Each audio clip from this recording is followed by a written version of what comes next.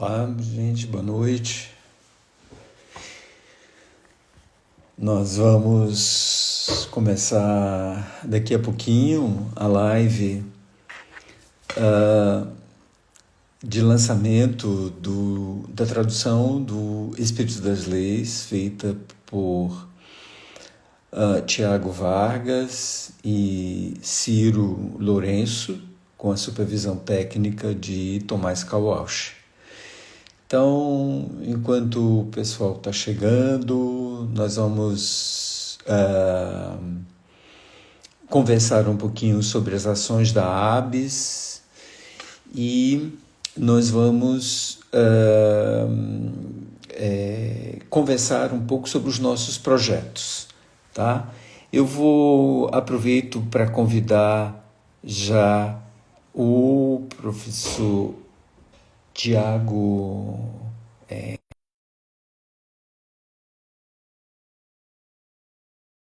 O professor Ciro.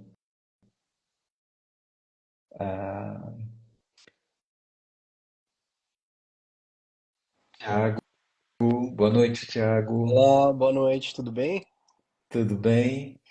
Tudo Vamos bem, ver se o Ciro aparece por aqui. tá. Eu vi que ele está por aqui. Ele tá assistindo, né? Ele está assistindo.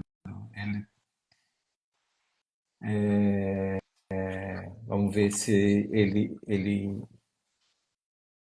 Opa, tá vindo Consegue vir, né? já.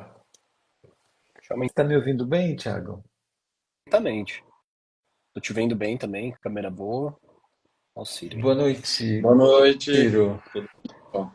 Tudo bem? Tudo ótimo. Nossa, como nós estamos barbudos, né? Os três, assim. Agora que eu tô vendo. É a nova moda. Nova moda, assim, os barbudos. Tudo bem? Tudo ótimo.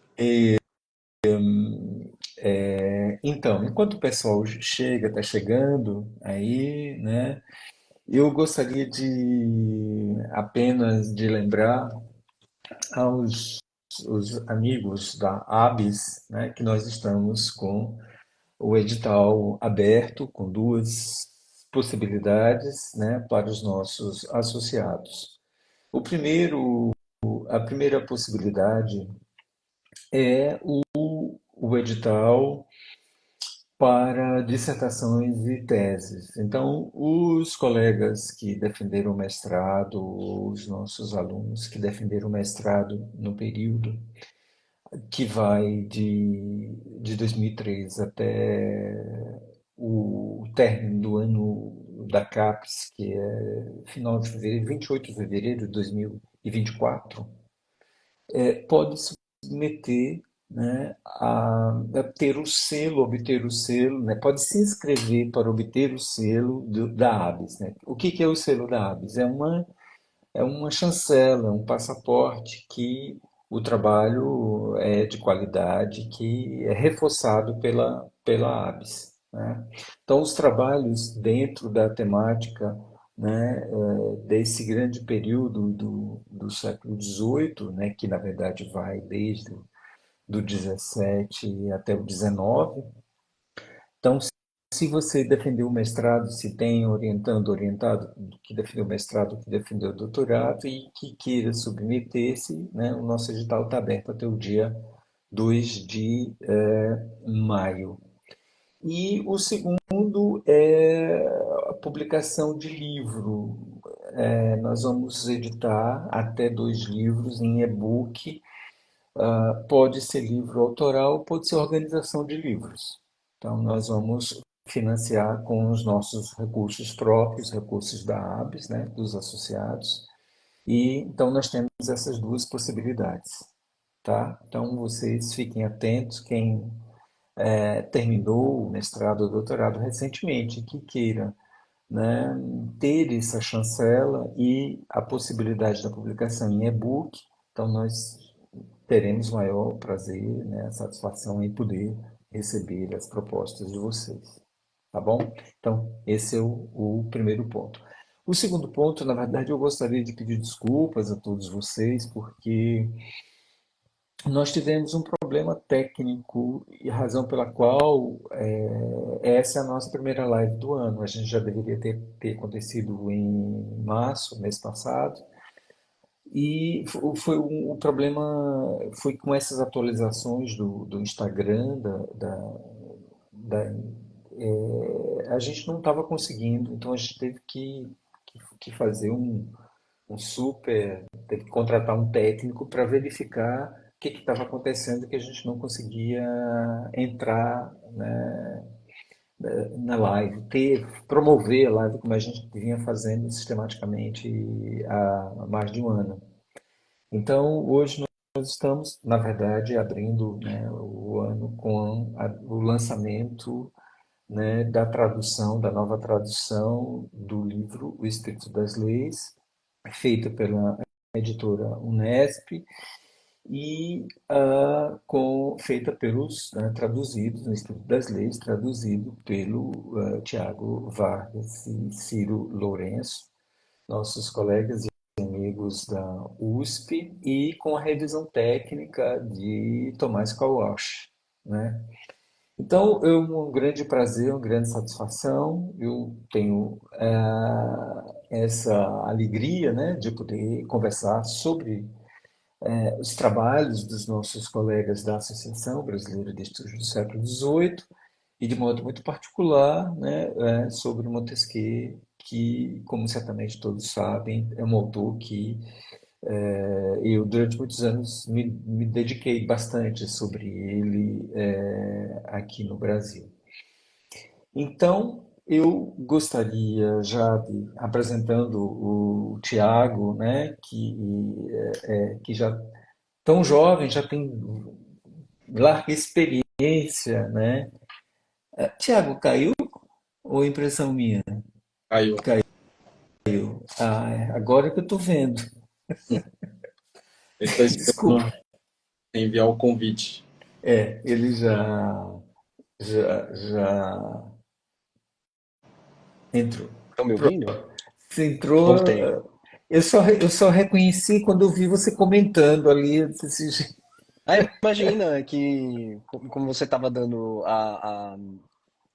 falando sobre a Abs e tal, eu falei, ah, vou ficar assistindo também. Aí depois, na hora de entrar, eu falei, deixa eu mandar uma mensagem. Eu caí, foi aqui a minha conexão que caiu. ah, tá, tá." É porque a imagem foi engraçado, porque a imagem ficou congelada e você rindo. E eu estava achando que você estava aqui. Não, não, podia cair, mas Então, tô aqui, tô de volta, estou de volta. ótimo, ótimo.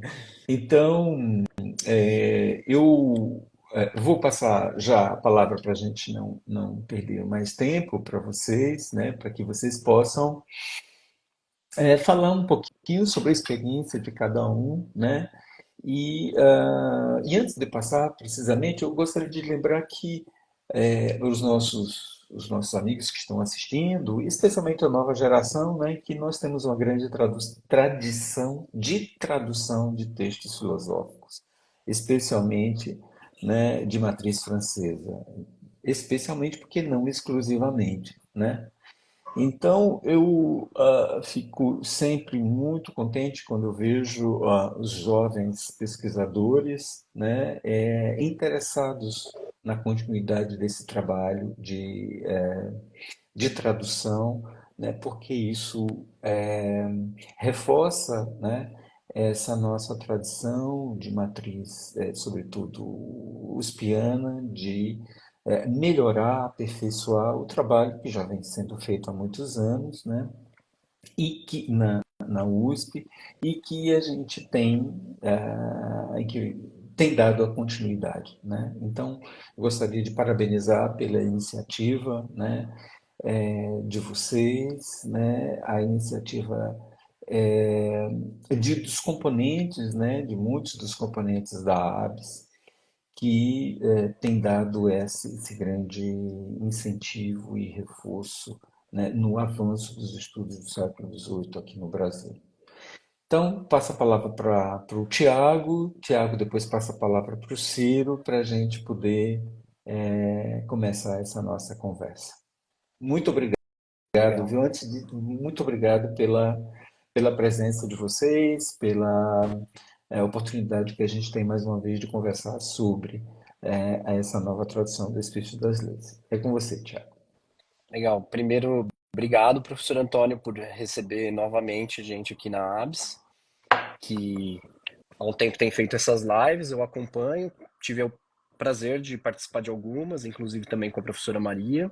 Então é bom saber que as lives agora estão voltando e que a gente pode falar um pouquinho mais do Espírito das Leis. E eu e o Ciro também, a gente queria reforçar o agradecimento ao professor Antônio que participou do lançamento pela editora Unesp também, que está disponível no YouTube. E a gente gostaria de agradecer também, antes, começando alguns agradecimentos, né? Primeiro, a editora Unesp, por ter feito um trabalho de edição, assim, realmente incrível com essa edição. Eles são muito cuidadosos, essa edição tem mapas, tem índice, tem cronologia, tem referências. A gente ficou muito contente com o trabalho final de edição, diagramação. Agradeço ao professor Gésio, ao Leandro e à Kátia, sobretudo, que acompanharam a gente, mas toda a equipe que revisou. E ao nosso colega, o Tomás, que o professor Antônio aqui também já mencionou, que foi o nosso revisor técnico, parceiro aí de tantos outros trabalhos, também publicou o Emílio há um tempo atrás pelo Nesp, que recebeu um prêmio da Bel recentemente, também uma edição muito, muito bonita. E agradecer também à professora Maria das Graças e ao professor Pedro Paulo, que incentivaram nós dois a fazermos essa tradução e, enfim, deram todo o apoio. A gente já teve a oportunidade de fazer um lançamento pela Unesp, né, com o professor Antônio, como eu disse, que está disponível no YouTube. E naquela ocasião, eu peguei um trecho da apresentação que foi feita ao volume, na qual ela é dividida em duas partes, né? A primeira parte eu conto um pouco da história do Montesquieu, uma biografia intelectual bem sintética, enxuta, sobretudo tendo em vista explicar como ele concebeu o espírito das leis, durante quanto tempo ele se dedicou e concentrou a fazer isso, e explicar um pouco também o processo de edição da obra, que foi um processo de edição bastante conturbado. Montesquieu ficou muitos anos, né, escrevendo o Espírito das Leis.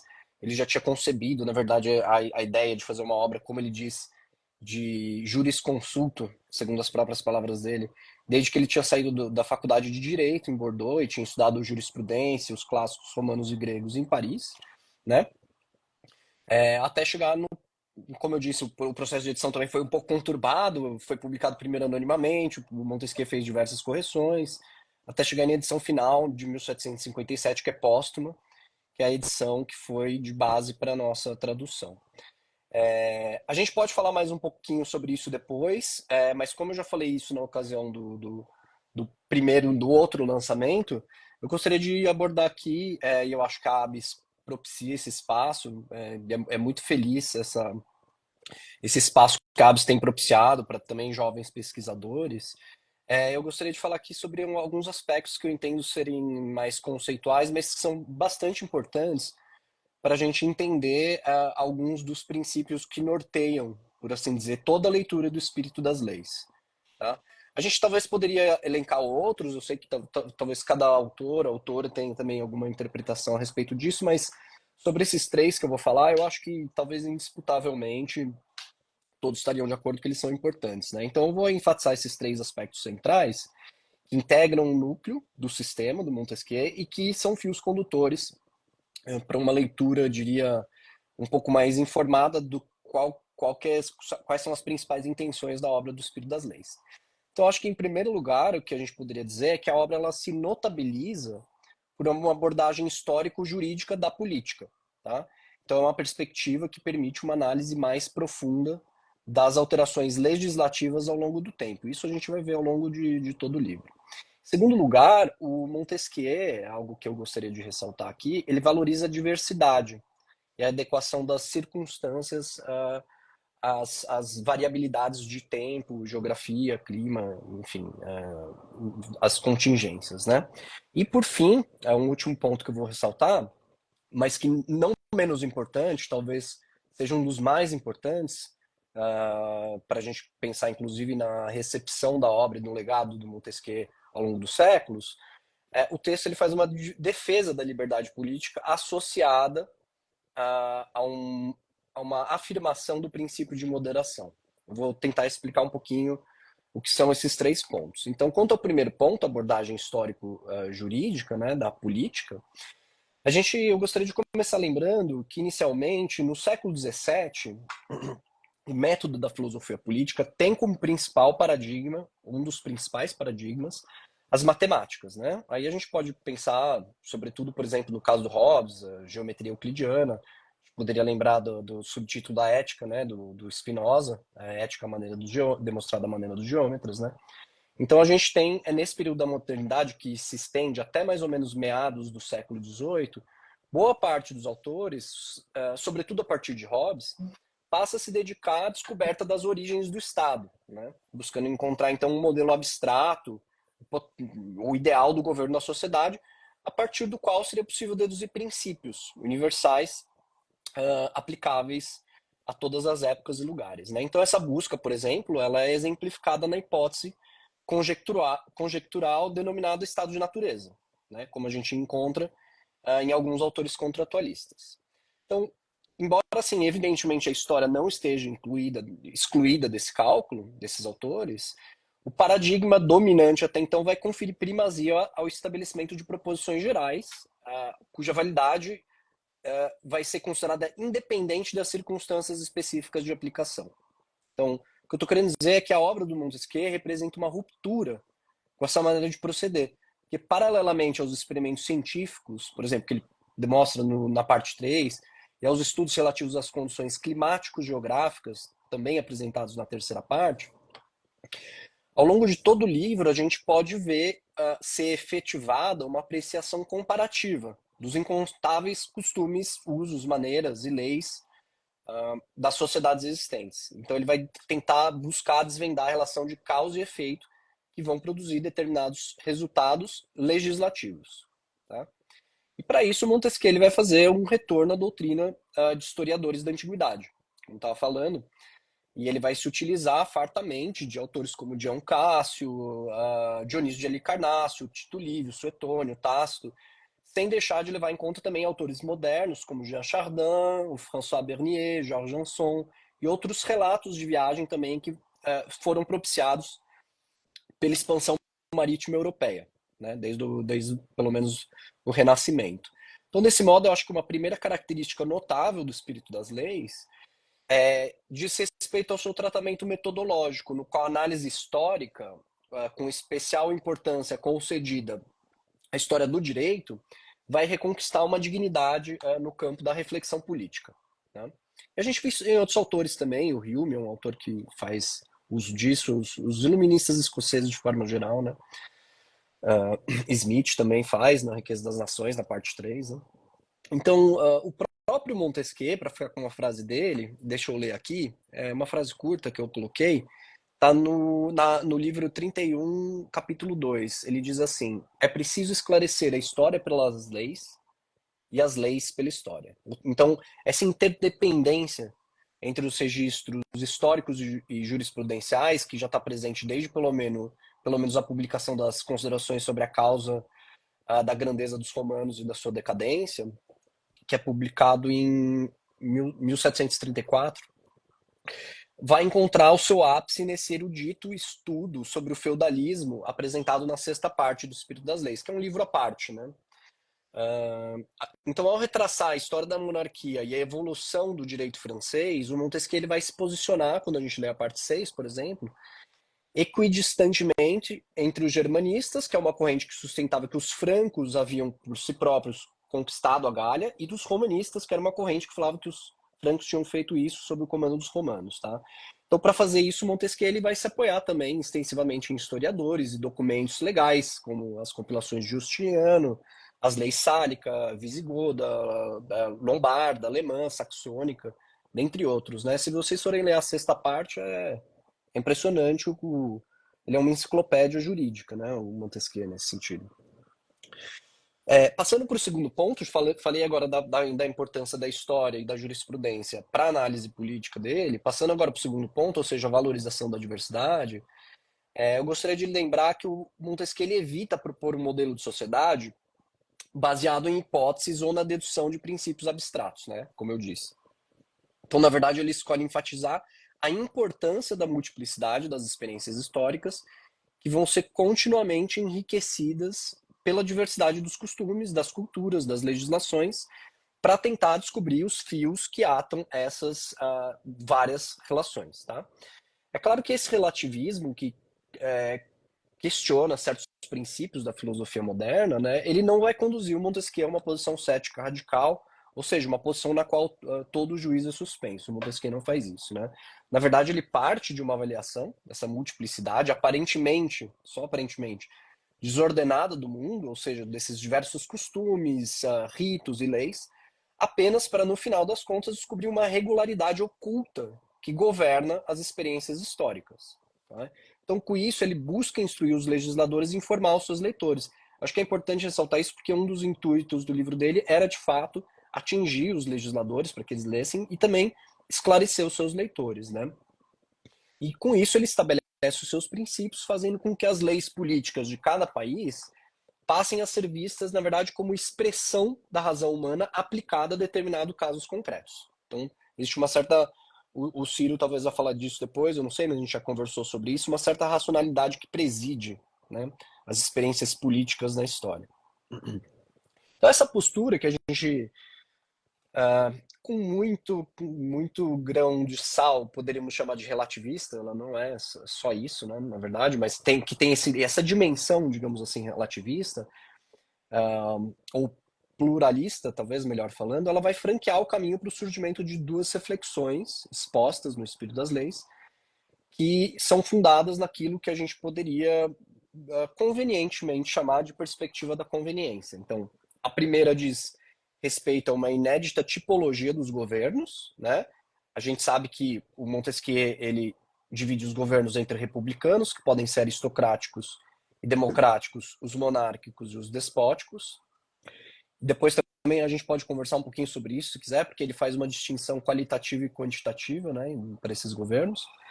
E a segunda, então, essa perspectiva da conveniência diz respeito aos governos, aos móveis que movem esses governos, e a segunda, aos vasos comunicantes estabelecidos entre a economia e a política. Né? Eu não vou me estender sobre esse ponto também, se alguém se interessar, a gente pode voltar a isso depois, porque aí o Montesquieu desenvolve teses muito importantes sobre a tolerância que é propiciada pela prática comerciante. Né? Então, passando agora para um terceiro e último ponto, e um último aspecto que eu creio que seja muito inovador do espírito das leis, é uma defesa da liberdade associada a uma apologia ao espírito de moderação. Então, em relação à liberdade, o Montesquieu ele rejeita uma acepção negativa atribuída a essa noção. Então, a gente poderia pensar, por exemplo, Hobbes, né, liberdade como ausência de obstáculos. Montesquieu ele rejeita isso, porque no espírito das leis, a liberdade vai ser definida como o direito de agir conforme o que as leis permitem e dentro dos limites que elas estabelecem. Então, a gente lê isso, por exemplo, no livro 11, no capítulo 3. Né? Uma concepção que se aproxima, por assim dizer, de uma concepção republicana. Nesse aspecto, né? Então, as leis, portanto, vão ser instrumentos vitais para assegurar o exercício da liberdade política. Tá? Contudo, tem um pré-requisito fundamental para que essa liberdade prospere, que é exatamente o espírito de moderação. Então, Montesquieu vai compreender esse espírito de moderação como um mecanismo de equilíbrio dos poderes e um dos objetivos fundamentais do espírito das leis. Tá? Então, a relação da moderação com a liberdade política é apresentada no livro 11, capítulo 4, quando Montesquieu escreve o seguinte, a segunda citação que eu vou fazer e a última aqui, deixa eu ler para vocês que é uma citação importante. Ele diz o seguinte: a liberdade política encontra-se somente nos governos moderados, mas ela nem sempre está nos estados moderados. Ela apenas se apresenta neles quando o poder não é abusado. E para que não se possa abusar do poder, é preciso que, pela disposição das coisas, o poder refreie o poder. Tá?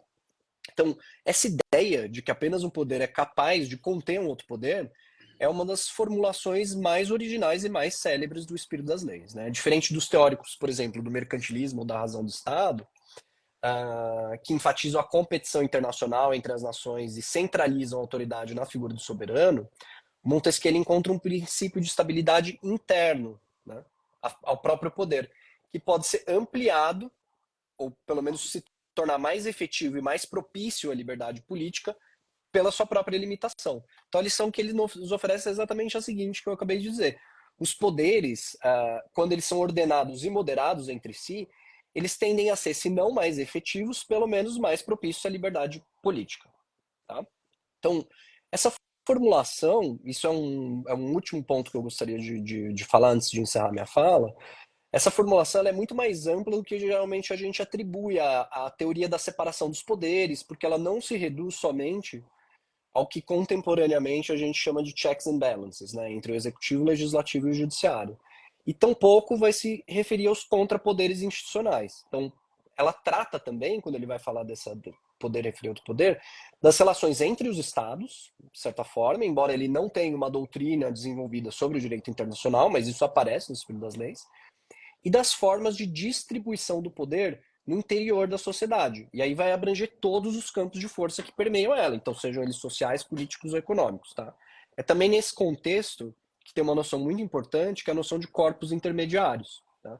Que é a atuação de agrupamentos da sociedade civil, de parlamentos também, enfim, do conjunto ou grupos sociais que vão atuar como intermediários entre indivíduo e governo e que vão garantir o exercício da liberdade política com essa rara mistura, por assim dizer, entre um sólido corpo de legislação, entre boas instituições políticas, um governo moderado, esses corpos intermediários organizados da sociedade civil e o respeito à tranquilidade e à segurança e aos bens dos indivíduos. Tá?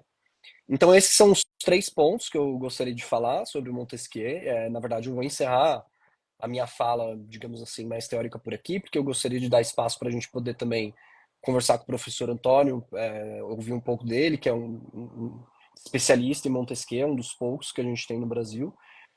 Eu só queria dizer, antes de encerrar minha fala, que essa edição do Nesp, para quem ainda não pôde ver, ela a gente fez pensando lá como um convite para mergulhar nessa riqueza, né, que tem a tradição do Espírito das Leis, e oferecer aos leitores e às leitoras em língua portuguesa uma edição que seja uma edição de estudo, crítica e que esteja a par com o que é feito de melhor nas edições críticas internacionais. Então, a gente consultou muitas edições francesas, consultamos muitas edições em língua inglesa, consultamos edição em espanhol, consultamos também as edições em italiano, inclusive, eu sempre falo, mas para mim a melhor edição que tem, crítica, é a edição em italiano, né, da Torinese. Então a gente pôs muitas notas tentando elucidar eventos históricos, sobre nomes de personalidades políticas, militares, econômicas. A gente traduziu também todos os vocábulos latinos, né? Traduzimos também partes dos meus pensamentos de Spislege, que são os cadernos de trabalho que serviram para a redação do Espírito das Leis e que estão em notas de rodapé. E, como eu disse no começo, também conta com índice de nomes para facilitar a navegação pelo texto e também uma cronologia no final das 3 dinastias francesas. É muito importante, que aparece ao longo do livro inteiro, sobretudo na parte 6. Então é isso, eu convido a todos que ainda, a todos e a todas que ainda não puderam ler essa edição, que quem puder dar uma olhada. Nós temos também outras boas traduções, já o Brasil tem uma boa tradição de tradução de textos em língua francesa, como o professor Antônio falou, né? Então, essa nova tradução que a gente propôs é uma contribuição, tendo em vista que a gente se insere também em uma tradição longa de pessoas que traduzem e pesquisam filosofia moderna francesa. É isso. Eu encerro por aqui. Agradeço de novo a oportunidade de estar falando mais uma vez com o pessoal da ABS. É sempre um prazer. E eu passo a palavra direto para o Ciro ou para o professor Antônio? Como faço? Pro Ciro. Ciro, então é com você. Muito obrigado pela apresentação, professor Carlos, a quem eu agradeço também imensamente por esse convite. É uma honra, um prazer muito grande falar para todos os seguidores aí da ABS 18, inclusive a associação da qual nós fazemos parte, né, com muita honra.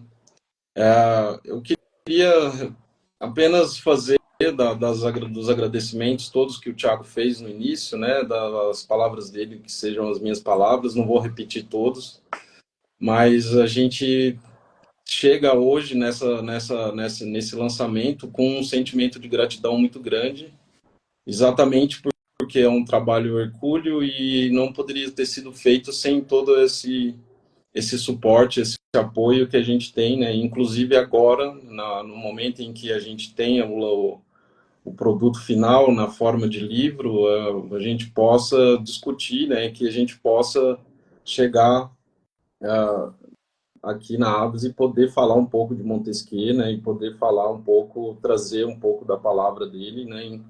E incitar mais as pessoas, né? A desenvolver um pouco da tradução, é isso, né? Poder incitar mais pessoas que possam vir a se interessar, que se interessem pelo tema tratado do Montesquieu. A minha fala é um pouco, às vezes, de certa maneira, repete alguns pontos que o Thiago falou, né? Mas a tendência é um pouco essa. Se nós dois falamos que é importante, talvez seja importante mesmo, né? Então, não faz mal, talvez, repetir e a gente possa discutir isso depois. Eu começo a fala exatamente lembrando do subtítulo, né? O problema da obra do Montesquieu, esse subtítulo atribuído pelo editor, né, posteriormente, que é exatamente o quê? Que é o do espírito das leis ou da relação que as leis devem ter com a constituição de cada governo, os costumes, o clima, a religião, o comércio e etc. Então, todos esses elementos, todos esses temas, na sua especificidade, tratam, né, exatamente, entram no tratamento que o Montesquieu dá, naquilo que chama especialmente de relação e no seu caráter também normativo, né, o fato de haver um dever, né, elas devem ter, né, essa relação, impõe um caráter normativo. Então, esse caráter normativo põe em questão ou põe em contraposição dois aspectos importantes da tradição jurisprudencialista, né, e da filosofia política como um todo, que é exatamente a oposição entre o fato e o direito, né? Então, todos os fatos decorrentes, seja da constituição dos governos historicamente estabelecidas, né, sejam os costumes, né, que essa universalidade dos costumes, o clima, a religião, etc. Então, nós temos como pano de fundo exatamente a relação entre a lei e a própria história, né? A lei como direito e a história como fato. Em suma, né? Então, o que o Montesquieu faz não é exatamente dar, né, os princípios de maneira inicial. Eles surgem conforme esses fatos apresentam as suas relações. Como determinada constituição política se mostra, como é, por exemplo, na determinação do clima em que ela se encontra. Então, aquela instituição vai se estabelecer em determinado clima, e essa relação entre o clima e a própria constituição desse governo mostra exatamente o porquê que determinada repositório de leis foi estabelecido, né? O porquê que aquela legislação foi estabelecida naquele dado momento temporal e espacial. Então, o que o Montesquieu faz, né, pelo menos essa é a minha leitura, e que eu tenho falado, insistido um pouco nisso, é o caráter experimental, o método experimental que se descortina, né, sobre nessa nova maneira de fazer ciência política. Então, no século XVII, ele se opõe, né, ou no século XVIII, ele se opõe àqueles filósofos que no século XVII eram conhecidos como justnaturalistas, ou outros, entre outros, né, que falaram, né, e que vieram antes dele, que eram considerados jurisprudencialistas, né? De uma certa maneira, os justnaturalistas seriam aqueles que estabelecem os princípios de antemão e dele deduzem todo o sistema de leis, e esses compiladores, comentadores de jurisprudência, que estabelecem, comentam essas leis existentes sem necessariamente se preocuparem com os princípios que as determinam. Então, né, para citar uma introdução importante do professor Binoche, do espírito das leis, ele vai dizer que o saber inédito, né, o ineditismo do espírito das leis é exatamente essa racionalidade, ou essa racionalização da arte de governar arrancada dos caprichos de uma prudência simplesmente empírica. Então ele vai partir, né, desse método experimental, desenvolver uma maneira de encontrar uma racionalização inerente a essa relação de coisas. Eu queria agora, né, salientar um pouco da relação, né, de como que essas teorias têm, como que a teoria do Montesquieu, como que os princípios estabelecidos por ele têm em relação especificamente à ideia de justiça, porque a ideia de justiça seria exatamente aquilo que intermedia e, de certa maneira, conecta todas essas relações, né? Então, o que a gente tem é que o papel do Montesquieu na história da filosofia política ainda é de pouca definição, né? Então, há uma maleabilidade. Mas, de qualquer maneira, a ele é atribuída a originalidade de ter concebido a ideia de uma distribuição dos poderes, tendo em vista um equilíbrio entre eles, né? Em especial, evitar que seus integrantes abusem do poder que possuem. O Tiago já mencionou isso en passant. Não se trata, diferentemente do que se costuma conceber, de uma separação absoluta dos poderes, ou seja, não há uma cisão no interior do Estado, mas apenas a distribuição de competências inerentemente distintas e que devem agir em balanço para cumprir a finalidade principal do Estado, ou seja, né, a garantia da liberdade política dos cidadãos ou súditos. Assim, para Montesquieu, a lei tem, né, uma função capital na organização dos interesses particulares e na realização da liberdade dos indivíduos, sendo que antes de ser um comando de uma autoridade superior, seja ela divina ou humana, ela é a própria materialização das relações entre os homens e de seus anseios. Enfim, ela é a própria liberdade. As máximas de poder, portanto, né, estão intimamente ligadas à ideia de justiça, segundo as relações que possuem determinada sociedade. Se as leis, como é definido no espírito das leis, são, eu cito, né, as relações necessárias que derivam da natureza das coisas, e nesse sentido todos os seres possuem suas leis, a base que sustenta essas leis são outras relações possíveis. Então são todas essas terminologias utilizadas por Montesquieu, né, cujo fundamento é a própria ideia de justiça. Antes que houvesse seres inteligentes, ele vai dizer, eles eram possíveis. Então, por conseguinte, possuíam relações possíveis e, consequentemente, leis possíveis. Antes que houvesse a elaboração de leis, havia relação de justiça possíveis. A afirmação de uma ideia de justiça que precede a própria elaboração das leis e, portanto, independente das convenções humanas, tem sua primeira elaboração nas cartas persas. Mais precisamente na carta 83, onde ele diz que a justiça é uma relação de conformidade que ocorre efetivamente entre duas coisas. Essa relação é sempre a mesma, não importa qual ser que a considere, quer seja Deus, quer seja um anjo ou, por fim, um homem. Não há uma determinação de origem, de toda maneira, né? uma determinação de origem metafísico-religiosa.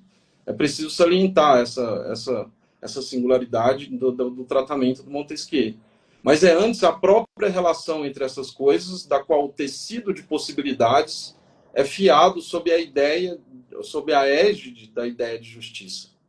Montesquieu, nesse ponto, ele se aproxima da opinião dos justnaturalistas do século precedente, ao afirmar não apenas a preeminência do justo em relação às leis positivas, como também vincular a ideia de justiça à própria lei. Aproximando-se de Grotius, por exemplo, para quem a noção de justo existiria mesmo se Deus não existisse, ou não se importasse com as coisas, com os assuntos mundanos, e para quem a justiça se confundiria com o próprio direito, mas também a fim de se distanciar do convencionalismo de Hobbes, para quem apenas as leis positivas dizem sobre o que é justo ou injusto, Montesquieu, todavia, não assume nenhuma visão universalista da justiça, nem seu prisma positivista, sendo que assim precisamos, mais uma vez, salientar, nossas ideias de justiça e igualdade decorrem antes das próprias relações entre os seres, de modo, né, da natureza desses seres, de modo que, ainda que em geral haja relações constantes, elas dependem das contingências dessas relações. É exatamente esse o sentido da ideia de espírito que vai assumir e a partir que vai assumir no espírito das leis, né? E é a partir dele que nossas concepções de justiça se manifestarão. A aparência de incongruência ou mesmo contraditoriedade entre as diversas leis existentes na história das sociedades, utilizada para negar a existência de uma ideia de justiça pelo dito pirronismo histórico, sucumbe diante dos traços comuns, muitas vezes tácitos nas manifestações dos costumes e maneiras dos diferentes povos. Esses traços comuns, né, a maneira como eu defino, recebem a sua primeira formulação com a teoria das organizações políticas em Montesquieu, e a qual ele reduz, as quais ele reduz a três principais formas de governo, como o Tiago também já mencionou, né? O republicano, o monárquico e o despótico. Segundo essa definição, o governo republicano é aquele onde o povo, como corpo, ou somente uma parte do povo, tem o poder soberano. O monárquico, aquele onde apenas um governa, mas por leis fixas e estabelecidas.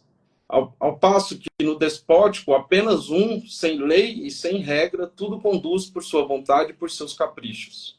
O governo republicano, mais especificamente, pode ainda ser dividido em democrático e aristocrático, dependendo da quantidade de indivíduos que detêm a magistratura na administração do Estado. De maneira bastante sumária aqui, a questão do poder passa então a ser relativa à natureza da forma do escolhido, do governo escolhido por determinado povo, de modo que é a própria natureza desse governo que decide como as leis são feitas e, por conseguinte, administradas. Com exceção, claro, do governo despótico, que por não possuir leis além da própria vontade arbitrária do tirano, é por sua natureza um governo injusto. O governo monárquico é justo quando as leis são concebidas pela autoridade soberana, isto é, o monarca, e o Estado é rigorosamente administrado segundo esse corpo de leis. O republicano, por sua vez, é justo na medida em que o povo, reunido em assembleia ou com a indicação de alguns indivíduos em meio ao povo, tem o direito soberano de fazer leis e mandar executá-las. Embora não encontremos uma definição clara de soberania, é evidente que ela é identificada como um poder legítimo, cuja autoridade não pode ser questionada sem que se incorra em injustiça. E embora também não consigamos oferecer, a partir do espírito das leis, uma definição específica, né, sobre justiça distributiva, é igualmente evidente que a distribuição dos bens sociais é, na monarquia, da alçada do monarca, o qual, visando única e exclusivamente o bem, a segurança e a liberdade dos seus súditos, opera essa distribuição, contudo, segundo estabelecido pelo corpo de leis. Na República, deve ocorrer algo semelhante, ou seja, é o soberano, seja o próprio povo, democraticamente, ou alguns entre eles, aristocraticamente, quem define legalmente essa justa distribuição. E aqui eu estou falando da distribuição dos poderes, inclusive entra em questão também a autoridade que os corpos intermediários, né, vão possuir no interior desse Estado. Contudo, no âmbito do governo republicano, Montesquieu insere algumas ressalvas que tocam frontalmente a questão da justiça, pois, grosso modo, a depender do número de indivíduos que integram a aristocracia e a disparidade de condições entre eles, a soberania e, por conseguinte, a justiça podem sofrer deturpações. Desse modo, há uma espécie de gradação e proporcionalidade a ser mantida nas repúblicas.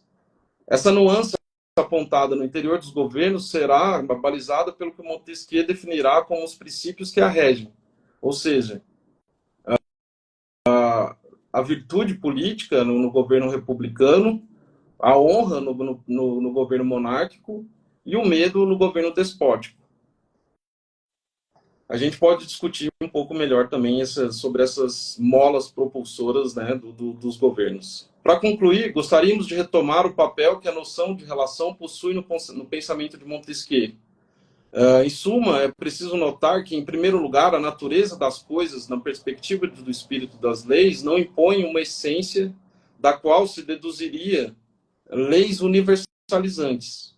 O significado da norma, o que se pode generalizar e propriamente denominar-se espírito, encontra-se justamente no espaço entre dois seres, no momento em que se encontram ou interagem.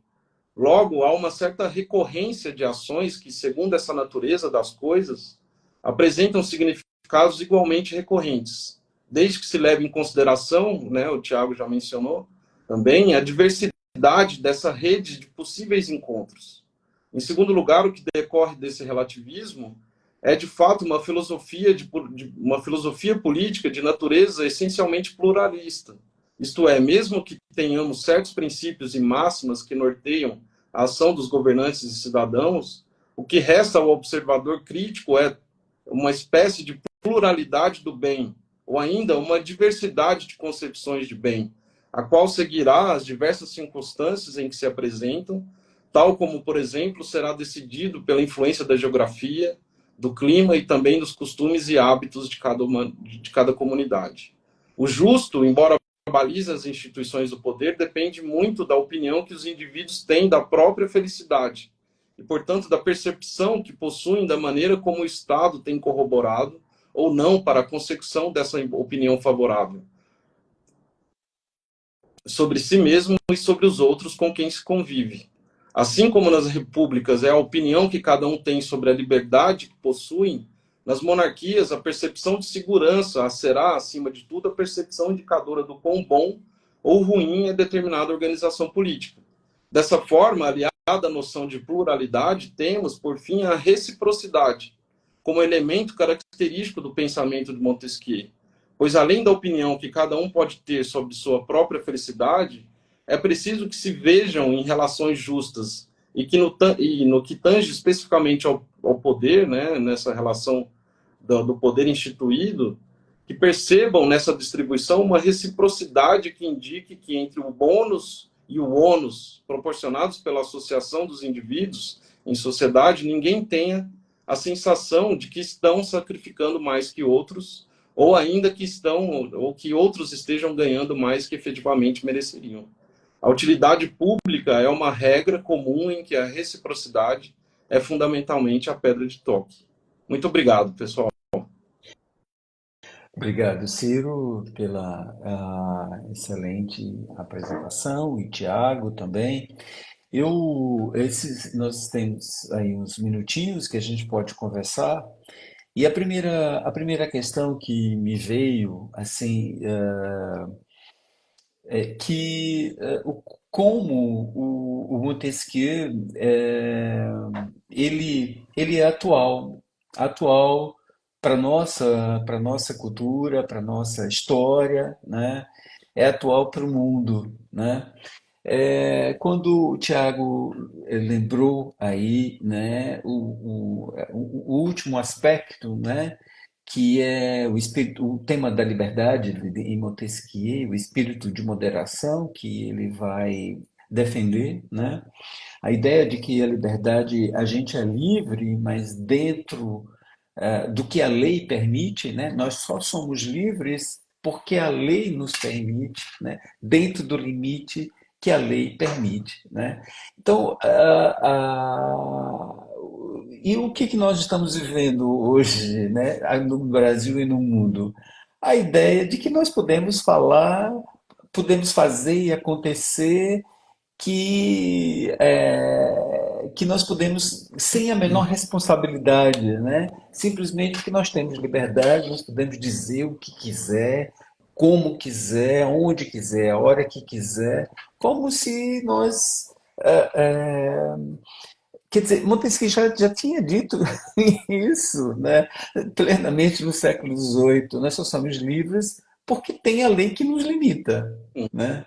Então, a atualidade do Montesquieu, né, é muito assim, evidente né, isso mais do que nunca reforça, né, e justifica e fundamenta, né, a necessidade de nova tradução, né, do espírito das leis para que nós possamos reler Montesquieu à luz desses problemas que, embora tão distante, né, em termos de tempo histórico, mas são atuais, né, em termos reais, né?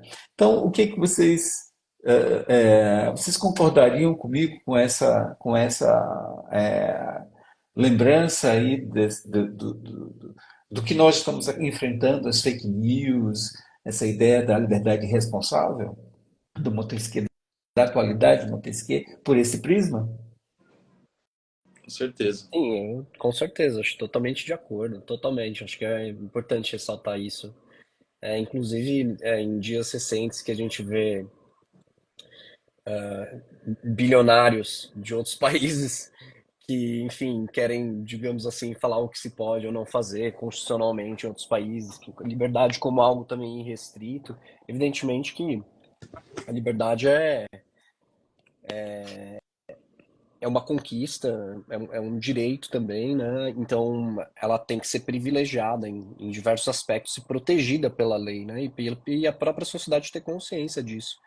E apesar disso, ela sempre se dá num espaço público, relacional, para pegar um pouco também o que o Silvio falou, né? Ou seja, a nossa liberdade, ela nunca é uma liberdade. A gente tem uma liberdade, assim, digamos, do estado de natureza, para o Montesquieu, no caso, e acho que essa é uma lição importante, né?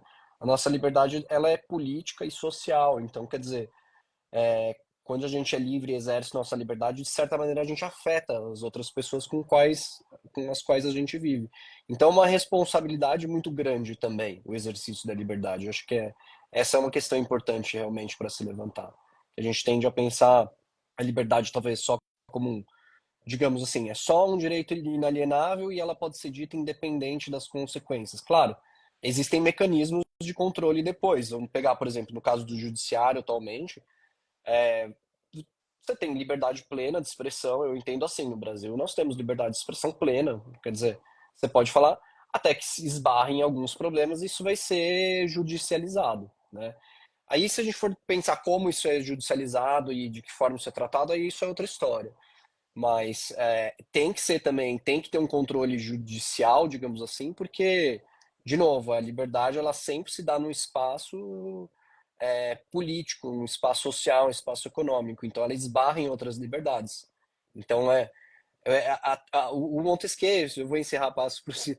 Ele fala uma coisa que eu acho muito interessante aqui, que a gente pode aplicar a liberdade. Ele fala assim, naquela citação que eu falei, que apenas um poder refere outro poder, ele fala, quem diria, até a virtude precisa de limites. Uhum. Ele fala, né? Quer dizer, e nós poderíamos dizer, quem diria, até a liberdade também precisa de limites, né? Porque se ela virar um poder ilimitado, ela tende a se expandir indefinidamente como qualquer outro poder. Então, isso causa problemas, né? Então, eu acho muito, muito pertinente lembrar, ainda mais nos dias de hoje, né? Eu acho que entra também um pouco nesse termo que eu usei, né, de reciprocidade e da percepção do bem-estar que cada um tem dentro do corpo político, né? Então, se existem alguém, né, ou pessoas, nesse caso, pior ainda, né, pessoas que estão de fora impondo maneiras de como a gente entende a nossa liberdade de expressão, é de uma tirania ainda maior, né? Então, é de uma contraposição, de uma oposição à lei ainda mais aterradora, né? Ainda mais que a gente precisasse rechaçar de uma maneira bastante forte, assim. Então Montesquieu absolutamente pensaria nessa ingerência, né, de uma maneira que em que a própria instituição precisa se resguardar e precisa se proteger desse tipo de influência, né? Porque é exatamente nesse tipo de ataque à Constituição, né, nesse tipo de ataque à liberdade dos cidadãos, que começa a corrupção do governo, a corrupção do Estado, né? Bem lembrado, Ciro. Uma outra coisa que você falou que eu acho que é importante e que de um modo geral, é pouco compreendido. o- a visão de que Montesquieu seria determinista, né? Que a história seria determinada pela geografia, quando ele evoca, né? E que ele diz a história de um povo tem uma relação com a sua, com a religião, né? Que tem uma relação com o clima, com a vegetação, né? Com a geografia, etc, etc. Então, muita gente tira isso como se Montesquieu fosse determinista, né? Como se ele dissesse que a história de um povo é determinada, né, pela religião, pela geografia, pelo clima. Quer dizer, o que ele diz há uma relação, mas não há determinação, Uhum. né? Eu acho isso muito importante, porque é um pouco um tema que é muito na moda e que também é pouco compreendido, que é essa visão interdisciplinar, né? Eu penso que nós poderíamos aplicar um pouco, ler o Montesquieu por essa visão, né? Porque ele diz, olha, a história de um povo não, é claro que é o fato, mas envolve esses diferentes elementos, né? Como a religião, a geografia, a história, a moeda, a economia, né? Enfim, se a gente pudesse compreender esses aspectos, esses diferentes aspectos, a gente compreenderia melhor a história de um povo, né? Eu penso que nós poderíamos ler o Montesquieu por essa chave de leitura, como se fosse uma chave de leitura, uma interpretação. O que é que vocês acham disso? Eu acho que a começar pela, em fazer mesmo chamar atenção para essa centralidade do termo relação. Ele está o tempo todo pensando em termos relacionais. Então, para determinado povo, então eu gosto sempre de pensar como que a China, por exemplo, é importante na reflexão do Montesquieu. Porque exatamente a China, ela tem uma exceção que é decorrente de uma posição geográfica. Então ele vai inclusive a fazer uma análise dos ventos, né, os ventos que cruzam, que cortam a China e fazem com que determinado clima, né, seja produzido no interior do continente. E aí, né, para retomar aquilo que eu tentei defender aqui, que é exatamente esse método experimental que aponta exatamente para essa correlação. Então, não há como ter um determinismo, porque as relações, elas são, né, relações possíveis, elas são relações das mais diversas possíveis. Então, é esse percurso, né, que o Montesquieu vai fazendo e ele vai buscar, inclusive em situações como a da China, para, de fato, chegar a uma ideia de o que determina a sua legislação. Mas o que determina a legislação da China antiga e da China moderna, é completamente diferente. Então, algumas coisas podem mudar e isso vai naquilo que é a maior volatilidade, que é a volatilidade dos costumes, né? E aí junta esses elementos físicos, naturais, com os elementos culturais, né, sociais, políticos, históricos, né, são diferentes escalas, né, Exato. e que se misturam, que dialogam, e isso faz com que nós possamos compreender melhor determinado povo, determinada história desse povo, etc. Né? Eu penso que Montesquieu é um filósofo extremamente importante para nós e que ainda é pouco estudado, né? Eu tentei, né, estudar e divulgar, etc., mas eu acho que nós fomos marcados pelo Rousseau, não que eu esteja com ciúme do Rousseau, né? Mas de fato o Rousseau sempre foi meio queridinho assim, né? Vocês como estudaram o Rousseau primeiro, a comunidade rousseauista cresceu muito, né? E nós temos trabalhos, interpretações excelentes, né? Então, eu fico bastante contente que vocês tenham se interessado por Montesquieu, e isso vai ampliar, né, penso eu, o interesse, vai renovar o interesse dos estudos sobre Montesquieu, e eu agradeço imensamente a vocês por terem vindo aqui, né, participado dessa conversa. Eu espero que essa publicação inspire novos pesquisadores, novas pesquisadoras sobre Montesquieu, e que a gente continue a expandir, né, e aprofundar os estudos sobre o século XVIII aqui no Brasil. Tomás Costa, para a gente se despedir, disse não seria Rousseau sem Montesquieu. Rousseau não seria Rousseau sem Isso, Montesquieu. É isso mesmo, Tomás, é isso mesmo, não seria, né? Então, o 18 deve muito a Montesquieu. Então, Montesquieu é uma peça-chave. E eu agora, estudando o Locke, aí é que eu vejo que o Montesquieu bebeu foi do Locke, né? Por isso que eu estou indo lá para o Locke, né? Mas, enfim, legal. é uma outra conversa. Depois eu espero, né, que a gente possa conversar sobre outros, né, outros teóricos, outros filósofos do 18. Gente, nosso tempo acabou, infelizmente. Mais uma vez, achei muito boa a nossa conversa, o nosso diálogo. Vocês gostariam de falar alguma coisa para a gente encerrar? Não, só agradecer de novo. E só reiterar que a gente está contente de mais uma vez estar falando um pouco de Montesquieu. Concordo com o Tomás, eu acho que o Rousseau ele foi um dos mais geniais discípulos do Montesquieu e talvez o mais rebelde, digamos assim. Então, fica aí o Montesquieu, um autor que de fato merece ser reestudado a todos os tempos, né? Agora e no futuro, certamente ele vai estar aí ainda sendo lido. A gente agradece muito o convite da ABS novamente por ter aberto espaço para a gente falar um pouquinho sobre esse trabalho. Eu queria agradecer também, né, ao espaço, a abertura, né, da Aves 18. O vídeo vai continuar aí na página, então deixo aberto também para quem quiser nos contactar depois, ou quem estava assistindo agora, ou quem vê o vídeo depois, pode contactar, mandar pergunta, mandar qualquer tipo de observação que a gente responde.